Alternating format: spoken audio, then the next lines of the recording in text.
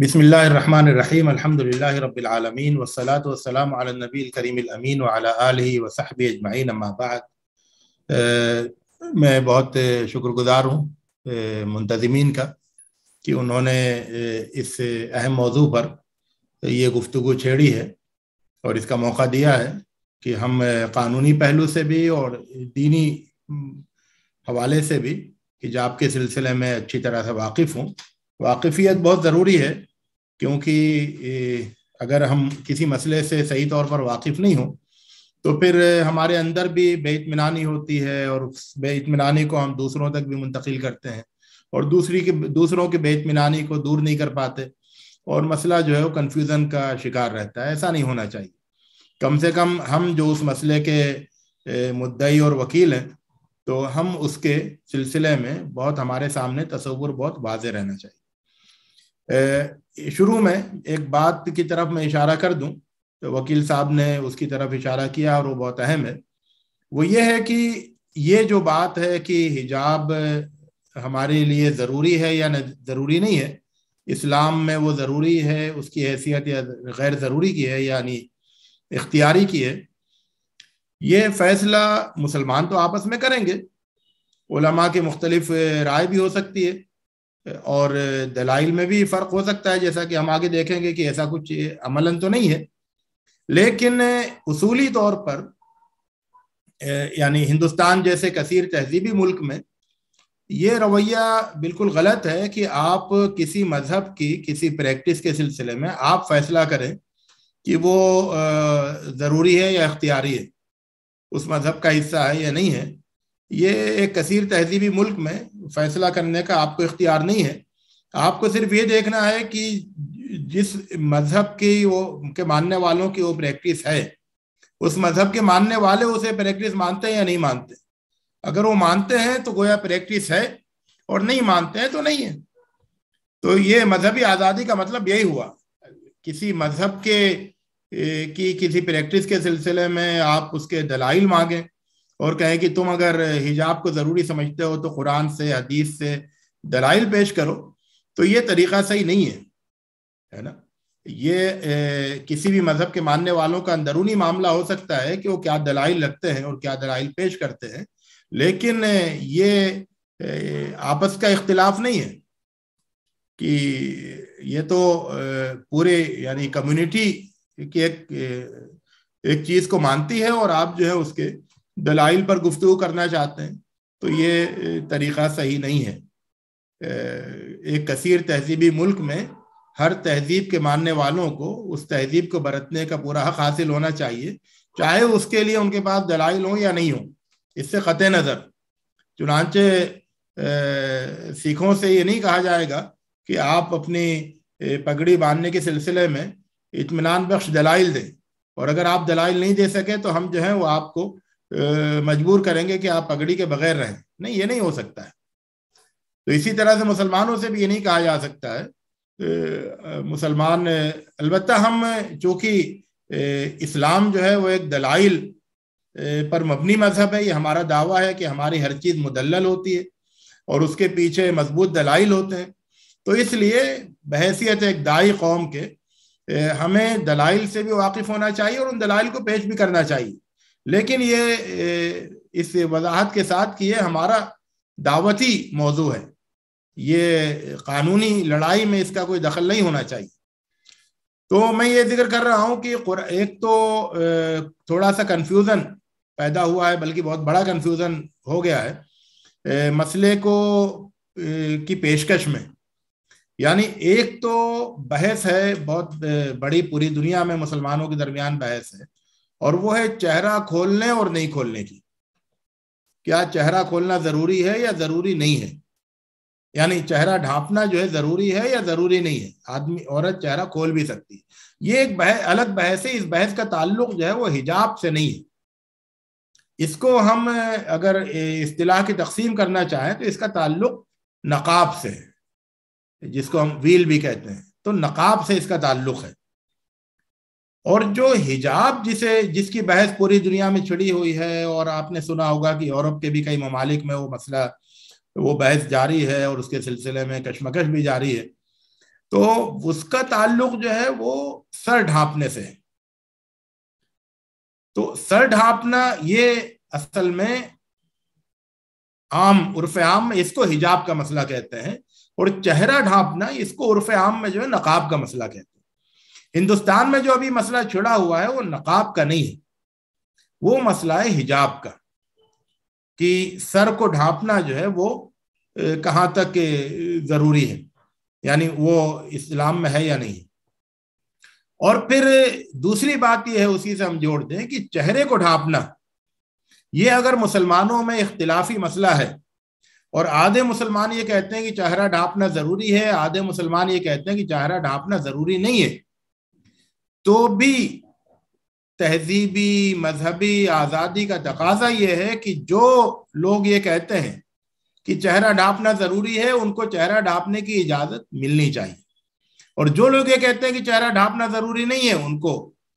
چہرہ کھولنے کی اجازت ملنی چاہیے. یہ چہرے کی بات کر رہا ہوں کہ چہرہ ڈھانپنا اور چہرہ کھولنا اس سلسلے میں بھی لوگوں کو آزادی ملنی چاہیے اپنے موقف پر, اپنے مسلک پر عمل کرنے کی, کیونکہ وہی مسلک ان کے لیے ایک طرح سے دینی موقف ہے. اور جہاں تک سر ڈھانپنے کی بات ہے تو اس بات کو بہت اچھی طرح سے واضح رہنا چاہیے کہ امت مسلمہ کی جو فقہ ہم تک پہنچی ہے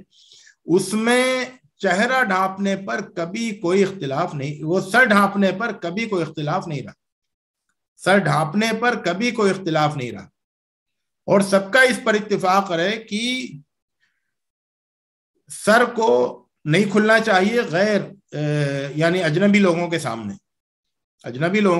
عورت سر نہیں کھولے. کچھ عورتیں اگر سر کھولتی ہیں مسلمان ہوتے ہوئے تو یہ ان کا عملی انحراف ہے, جس طرح سے بہت سے لوگ جو ہے وہ مسلمان ہوتے ہوئے نماز نہیں پڑھتے, حالانکہ نماز جو ہے وہ اسلام کا سب سے ضروری رکن ہے, لیکن بہت سے لوگ نماز نہیں پڑھتے. تو ان کی پریکٹس کو دیکھ کے ہم یہ نہیں کہہ سکتے ہیں کہ اسلام میں نماز ضروری نہیں ہے. اسی طرح سے بہت سی عورتیں جو ہیں وہ سر کھول کے چلتی ہیں مسلمان ہوتے ہوئے, تو ہم یہ نہیں کہہ سکتے کہ مسلمانوں میں یا اسلام میں سر کھولنا جائز ہے. نہیں, وہ اسلام کی تعلیمات پر عمل نہیں کر رہی ہے, اور وہ یہ کہتی بھی نہیں ہے کہ اسلام کی تعلیمات ایسی ہیں, بلکہ جس طرح سے نماز نہیں پڑھنے والا یہ مانتا ہے کہ نماز فرض ہے اور نماز نہیں پڑھتا ہے, اسی طرح سے سر ڈھانپنا اسلام میں ہے یہ مانتے ہوئے بہت سی عورتیں جو ہے وہ سر نہیں ڈھانپتی. تو یہ ان کا ایک عملی کمزوری کا مسئلہ ہے. جہاں تک موقف کی بات ہے, نظریاتی اعتقادی موقف, تو وہ یہ ہے سب لوگوں کا اس پر اتفاق ہے کہ سر کو ڈھانپنا ہے, تمام مسلک والوں کا, تمام مسلکوں کا. کوئی بھی مسلک ایسا نہیں ہے, حالانکہ آپ جانتے ہیں کہ بہت سے مسلکی اختلافات ہیں مسلمانوں میں, لیکن اس سارے اختلافات کے باوجود تمام مسالک کا اس بات پر اتفاق ہے کہ عورت کو اپنا سر ڈھانپنا ہے, عورت کو اپنے بال پوشیدہ رکھنا ہے, اپنا سر ڈھانپنا ہے. اچھا, اس کی دلیلیں کیا ہیں؟ اگر آپ قرآن مجید سے پوچھیں گے تو قرآن مجید کی پہلی دلیل یہ ہے کہ سورہ نور میں آیت نمبر 31 میں, سورہ نور آیت نمبر 31 میں یہ کہا گیا کہ ایک تو مومن عورتوں سے یہ کہا گیا کہ وہ اپنی نگاہیں نیچے رکھیں, اپنی شرمگاہ کی حفاظت کریں. پھر ان سے یہ کہا گیا کہ اپنی زینت نہیں دکھائیں الا یہ کہ جو جسے دکھانا یعنی چھپانا ممکن نہیں ہو خود ہی نظر آ جائے. اور اس کے بعد یہ کہا گیا کہ وَلْيَضْرِبْنَ بِخُمُرِهِنَّ عَلَى جُيُوبِهِنَّ, کہ وہ اپنے سر کی چادر, اپنے سر کی شال کو اپنے سینوں تک پہنچائیں. یہ اس جملے کا بالکل صحیح ترجمہ کہ وَلْيَضْرِبْنَ بِخُمُرِهِنَّ عَلَى جُيُوبِهِنَّ, کہ اپنے سر کی شال کو, جس سے جو سر پر ان کے شال ہے, اس شال کو سینے تک پہنچائیں. یعنی اس کا طریقہ یہ ہو کہ سر کو بھی ڈھکا اور سر کو ڈھانپنے کے ساتھ پھر سینہ اور سینے تک جو ہے پورا ڈھانپ لیا. کیونکہ ایک طریقہ یہ ہوتا ہے کہ سر پہ شال باندھ لی, سر کو ڈھانپ دیا, اور نیچے جو ہے وہ عام کپڑے ہیں جس کی وجہ سے سینہ وغیرہ جو ہے وہ مطلب ساتر ہونے کے باوجود جو ہے, مستور ہونے کے باوجود جو ہے وہ ایک طرح سے اس کے اوپر ایک اور حجاب نہیں ہے. تو یہ کہا گیا کہ یعنی جو رواج ہے وہ یہ کہ ایک اوپر قمیص ہوتا ہے، کرتا یا قمیص، اور نیچے شلوار یا لنگی، اور پھر اوپر جو ہے ایک شال ہوتی ہے جس سے سر کو ڈھانپتے ہیں، جس کو خمار کہتے ہیں. اور اس خمار کے بارے میں یہ کہا گیا کہ وہ سر پہ تو رہے گی کیونکہ اس کا نام ہی خمار ہے، سر کو ڈھانپنے والی چیز، اور وہ سر کو ڈھانپتی ہوئی پھر وہ سینے کو بھی ڈھانپ لیں. تو اس طرح سے جو سامنے کا منظر ہے وہ یعنی عورت اوپر اس کا جو اوپر کا حصہ ہے، سینے کا حصہ، وہ سب جو ہے گویا کہ دوہرا اس کو سطر حاصل ہو جائے. تو یہ بات کہی گئی سورہ نور آیت نمبر 31 میں. تو یہ سمجھنا چاہیے کہ خمار کا مطلب ہی ہوتا ہے سر کو ڈھانپنے والی چادر.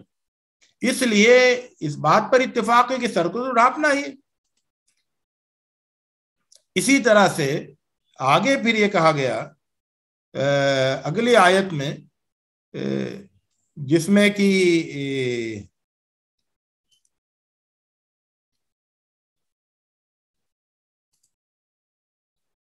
سورہ نور کی آیت نمبر 60 میں بوڑھی عورتوں کے سلسلے میں کہا گیا، بوڑھی عورتوں کے سلسلے میں، کہ وہ اپنے کپڑے اتار سکتی ہیں. تو اس کپڑوں کو اتارنے کا مطلب بھی یہی ہے کہ وہ جو اوپر سے وہ جو کپڑے پہنے ہوئی ہیں ہے نا، وہ اس کپڑوں کے بغیر اپنے عام لباس میں رہ سکتی ہیں، اوپر کی شال کے بغیر. پھر ایک اور آیت جو ہے سورہ احزاب آیت نمبر 59 ہے، جس میں نبی سے کہا گیا کہ اے نبی، یا ایھا النبی قل لازواجک و بناتک و نساء المؤمنین، کہ اے نبی اپنی بیویوں سے، اپنی بیٹیوں سے اور عام مومن عورتوں سے یہ کہیے کہ یدنین علیہن من جلابیبہن، کہ وہ اپنے جلباب کو، جلباب کیا ہے؟ وہ چادر ہے جو اوپر سے اوڑھی جاتی ہے، چادر ہے جو کہ جو سر کو ڈھانپنے والا خمار ہے، سر کو ڈھانپنے والا، اس کے اوپر ایک اور چادر، اور اس چادر کو یہ کہا گیا کہ اس چادر کو نیچے تک کر دیں. جیسے آپ جانتے ہیں کہ گھونگھٹ ہے، آنچل ہے، اس کو ہمارے یہاں کی ہندوستانی تہذیب میں تمامی مذاہب کی عورتیں، اور خاص طور سے جو شادی جن کی نئی ہوتی ہے، وہ جب گھر سے نکلتی ہیں تو پورا اوپر سے آنچل جو ہے وہ نیچے تک ڈال دیتی ہیں تاکہ ان کا چہرہ نظر نہیں آئے. تو یہ کہا گیا کہ یہ جو جلباب ہے، چادر ہے، اس کو اوپر سے نیچے کی طرف کر دے تاکہ ان کا چہرہ جو ہے وہ ڈھانپ دیا جائے، چہرہ ڈھکا رہے. اور اس کی جو تعبیر ہے وہ یہ ہے کہ جب یہ آیت نازل ہوئی تو حضرت ام سلمہ رضی اللہ تعالیٰ عنہ فرماتی ہیں کہ انصار کی عورتیں ایسے نکلی جیسے کہ بہت ہی سکینت کے ساتھ، وقار کے ساتھ نکلی، اور ان کے اوپر سفید سیاہ کالے کپڑے تھے، کالے چادریں تھی جو اوپر سے وہ پہنی ہوئی تھی. تو حضرات یہ قرآن مجید کی دلیلیں ہیں، اور اس کے بعد پھر احادیث میں تو اس کا ذکر جگہ جگہ آیا ہے.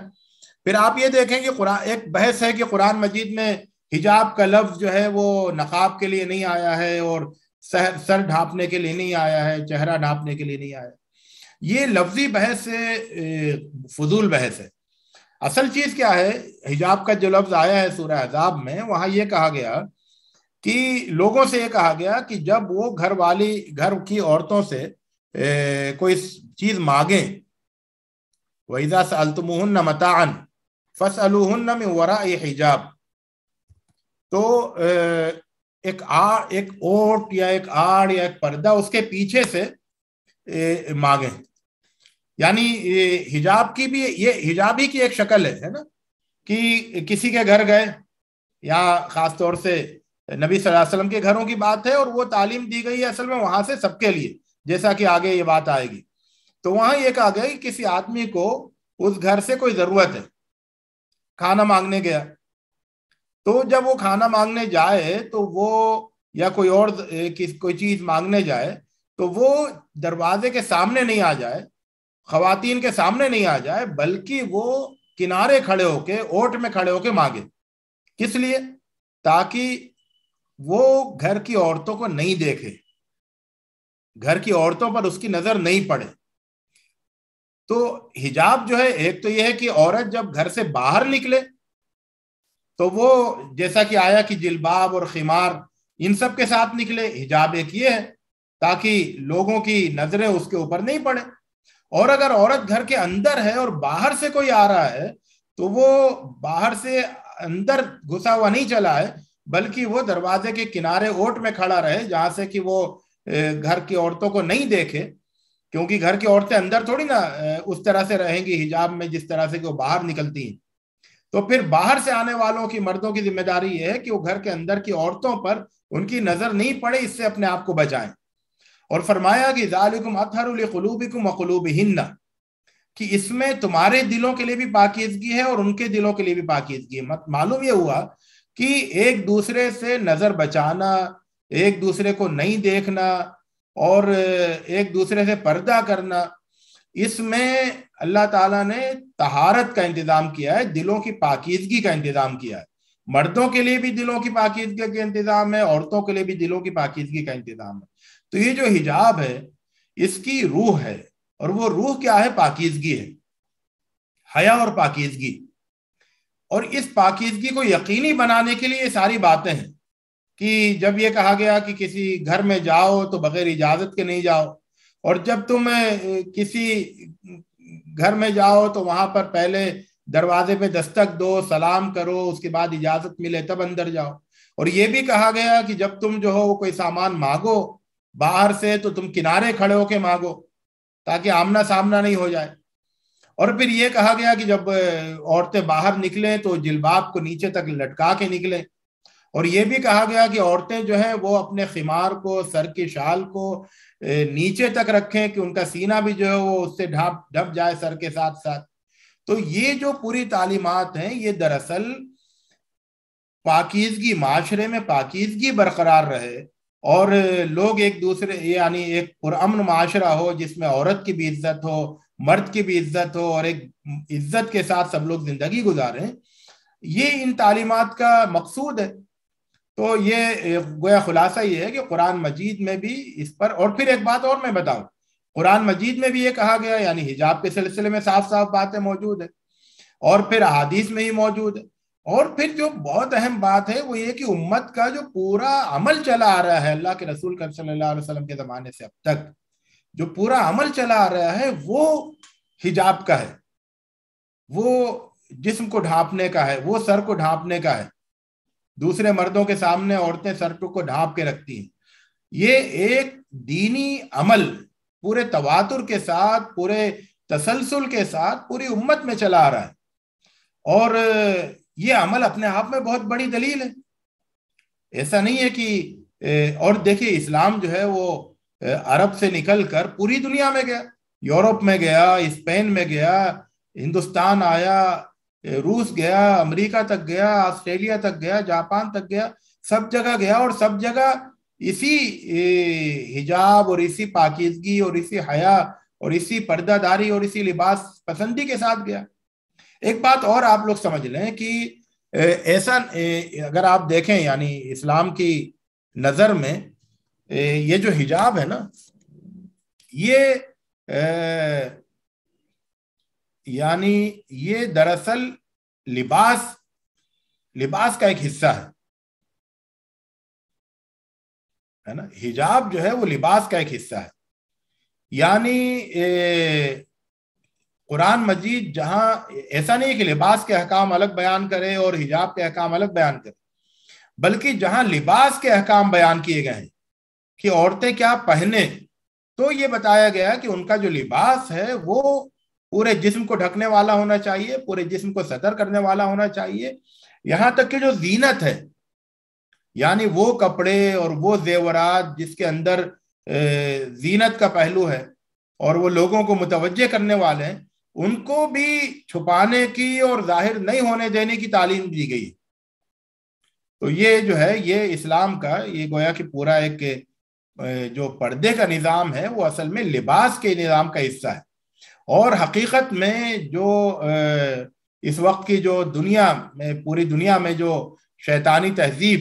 جس سے اسلام کا مقابلہ ہے، وہ تہذیب جو ہے اس کا ٹکراؤ اصل میں اس کی دشمنی لباس سے ہے، اور اس میں یہ چیز بھی شامل ہے، یعنی حجاب بھی شامل ہے، پردہ بھی شامل ہے۔ تو یہ جو لڑائی ہے وہ دراصل پورے لباس کی لڑائی ہے۔ ایک ایسی تہذیب ہے، شیطانی تہذیب، جو دنیا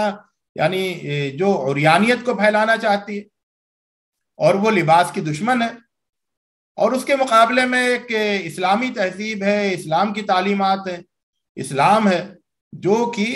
ایک مکمل لباس کا تصور رکھتا ہے، کامل لباس کا تصور رکھتا ہے۔ لباس کا تصور تمام ادیان میں ہے، حجاب کا تصور بھی تمام مذاہب میں ہے، لیکن اسلام کا جو تصور لباس ہے، جو تصور حجاب ہے، وہ بہت کامل ہے اور بہت ممتاز ہے، اور وہ عورت کی حیا اور عورت کی گویا کہ پورے سماج میں ایک پرامن ماحول رہے، ایک عزت والا ماحول رہے، تکریم والا ماحول رہے، عزت و شرف والا ماحول رہے، اس کی پوری ضمانت لینے والا نظام ہے اور لباس ہے۔ تو اس کو جو حجاب کو لباس کا ایک حصے کے طور پر دیکھنا چاہیے۔ اللہ رب العزت سے دعا ہے کہ وہ